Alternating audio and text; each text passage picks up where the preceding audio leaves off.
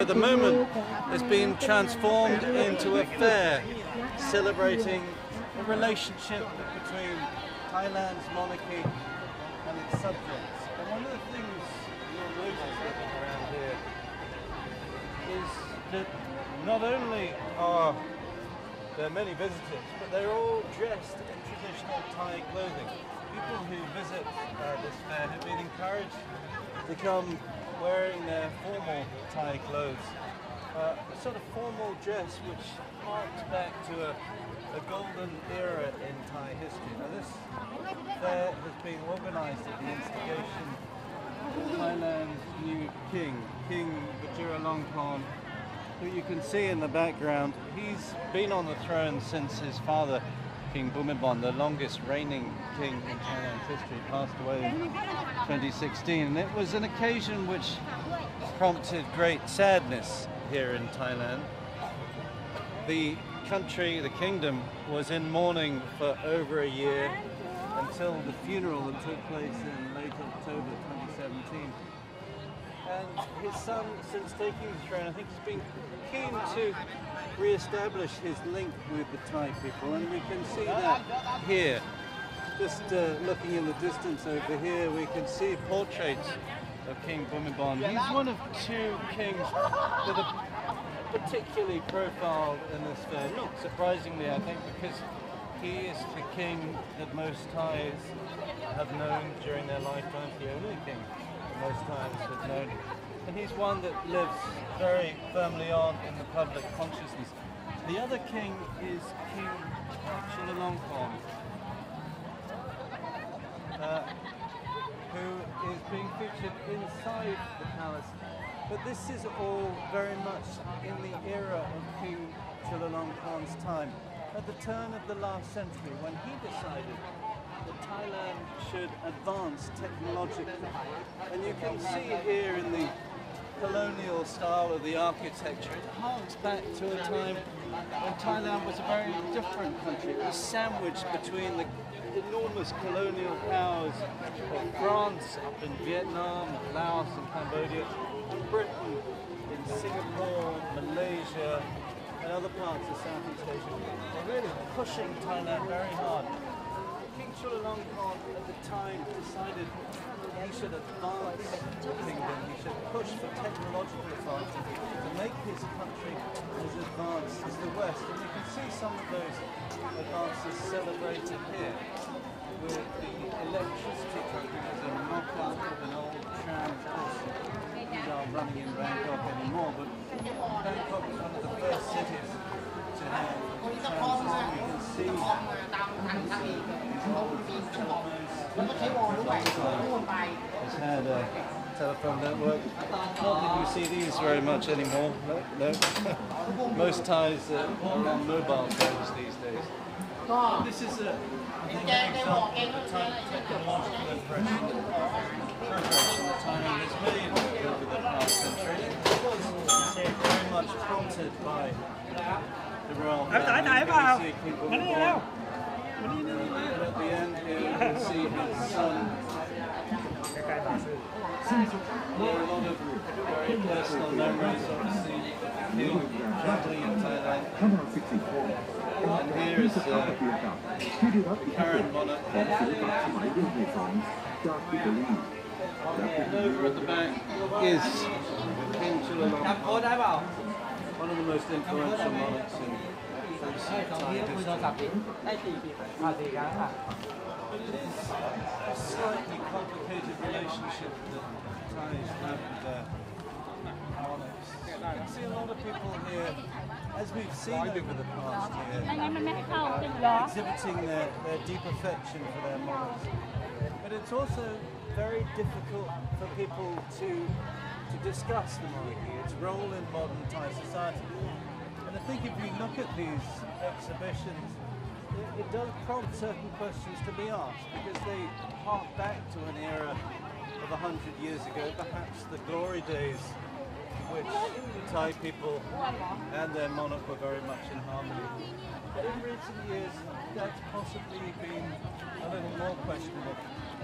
What makes it very hard to have that discussion in modern Thailand is the fact that there are very harsh lèse majesté laws, and those are laws which are imposed upon those who are deemed to have said anything offensive. And while we were looking at this piece, we spoke to a historian, a very celebrated Thai historian called Sulak Siwarak, who's just been, well, he's been under charge of lèse majesté for some time, for a comment he made about a historical incident that occurred to one of the Thai kings more than 400 years ago, in a battle in which apparently King Naresuan of Thailand defeated a Burmese king in a battle of the elephants. Well, Dr. Sulak dared to challenge this accepted history. Now, the lèse majesté laws should apply to the king, the queen, and the regent. But in this case, it was applied to a man who was criticizing something that occurred 400 years ago, and yet there was a very real possibility that Dr. Sulak could have gone to jail for as many as 30 years. And we have seen those laws being imposed very harshly by Thailand's military government in the last couple of years. Some people have said they're using the lèse majesté laws as an excuse to clamp down on freedom of expression. Dr. Sulak was very keen to make this point. He thought it would be very useful in getting him off his case. And we've seen King Bhumibol in the past saying that he didn't want governments to impose these penalties too harshly. But they are certainly being used as a political tool by the modern Thai government. And we can also see the military had a very big hand in here. We were here a couple of weeks ago when this was being set up. You could see the soldiers very much involved in the setup, and we can see they're very much involved in keeping order here. We've got a couple of armed guards in traditional dress ceremony marching through. And it is certainly an impressive spectacle, showing many of the best things that Thailand has to offer. We've got a lot of visitors here from school children, a little group here just passing through, to older people, many of whom have very deep affection for their monarchy. And I think it's an opportunity for everybody to come out and have a look at those times, the golden era of the Thai monarchy. It is certainly difficult to hold any other opinions, or certainly to voice them openly because of the clampdown on dissent. You can see a little knock-up of an old Thai commercial bank here, an old motor vehicle.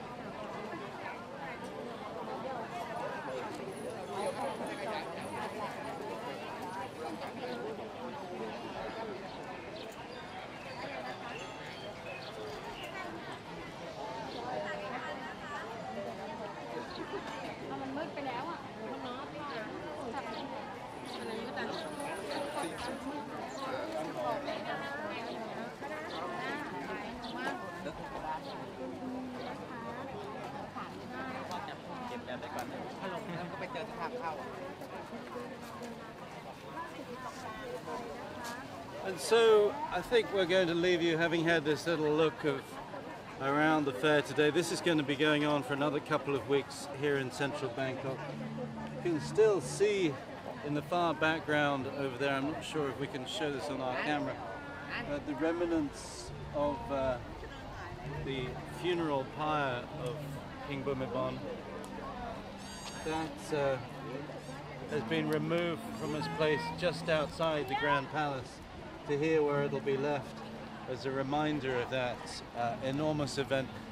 But I think this event, intended to a certain extent, has been very much attributed to the efforts of King Vajiralongkorn that this took place. It's an attempt perhaps to open a new chapter in Thailand's monarchy. We've the people here have had an opportunity to say goodbye to King Bhumibol, and they are getting to know their new king, and as such, this gives them an opportunity to look back at the history of the past, to remind themselves what the relationship is between the Thai people and the monarchy, and to prepare themselves for a new reign. This is Tony Chang in central Bangkok, with CGTN signing off at the Royal Plaza.